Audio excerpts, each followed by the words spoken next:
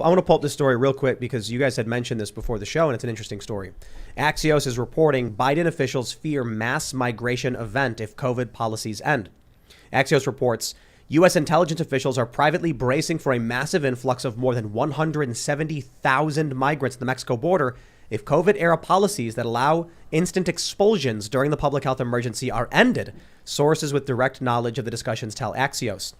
The response underway includes a newly created and previously unreported Southwest Border Coordination Center, essentially a war room to coordinate an interagency response. So they're basically saying that Title 42 has been used more than 1 million times to rapidly expel migrants at the southern border without hearing asylum claims.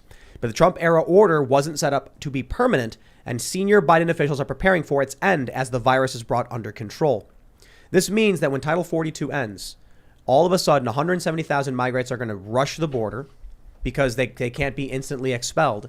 And that means our immigration system won't be able to handle a massive influx of an influx of that magnitude. They're already not able to handle it. We've had for the last every month since Biden has been elected, has the people crossing the border has increased. In January, from January to February, it just went up another 7%. But our media has totally forgotten about the border crisis in general. They don't talk about it anymore. Our CBP is already overrun. So they're saying they're going to they need to beef it up. We're already underprepared. What should we do? Well, just remember my school example: 170,000 people. If 1/3 is if it's mom and dad and one child, what's a third of 170? Is that like 55, 60? Not quite 60,000. Not quite 60. Yeah. So it's not 6 more school districts in one event. And when you talk about asylum, people have to remember that when you request asylum from what? Religious persecution, fear of your government. There's actually categories for it.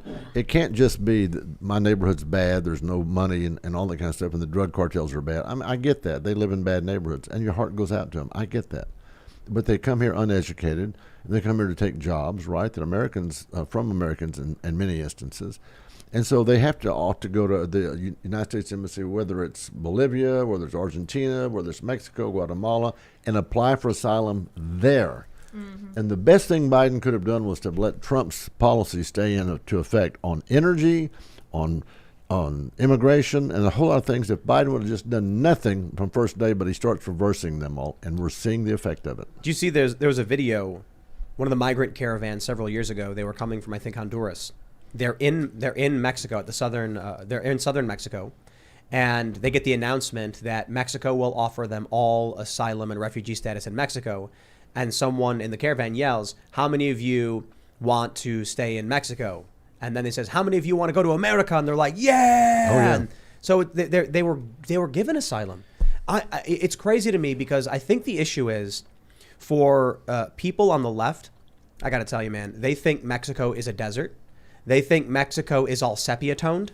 They watched movies and it's just like it they must saw be Narcos and they're like, this right. is the entire. Oh come on! country. Like every movie about Mexico, they just sepia tone. And then I'm like, have you ever been to Mexico City? It is a city. It is a big city. Sure. They have Buffalo Wild Wings. It's awesome. Vox ran a quote from one of the migrants in the caravan several years ago, and a journalist from a French journalist asked this migrant, "Why do you want to go to America?" And he said, "I miss Buffalo Wild Wings." And I'm like, well, hold on there a minute. I absolutely relate to that.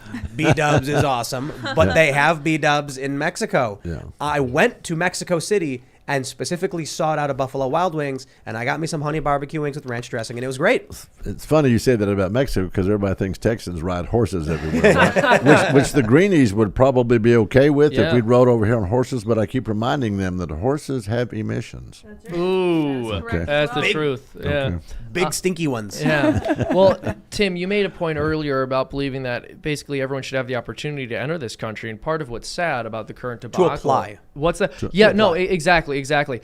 And part of the issue is there is a lot of opportunity for people to be able, or there would be more opportunity for people to be able to enter through the legal channels if our system was not clogged up with people who are jumping in line to try to enter the country. And I cannot think of anything more suicidally stupid for a nation to do maybe a few things, but not many things more suicidally stupid for a nation to do than say, instead of taking the people who want to follow our laws and respect our culture, let's just bring in everybody who's willing to violate our norms and break our laws and not respect our nation, and tell the people who want to respect it that they can't come because we brought in too many of the people in the former That's category. crazy. Or they have to be way, and they are already way down in the line. It takes years and years, and so now you've got an immigration system that, as I pointed out earlier, need judges and courts and clerks and all those kinds of things. Now the people who are trying to do it legally are pushed way back.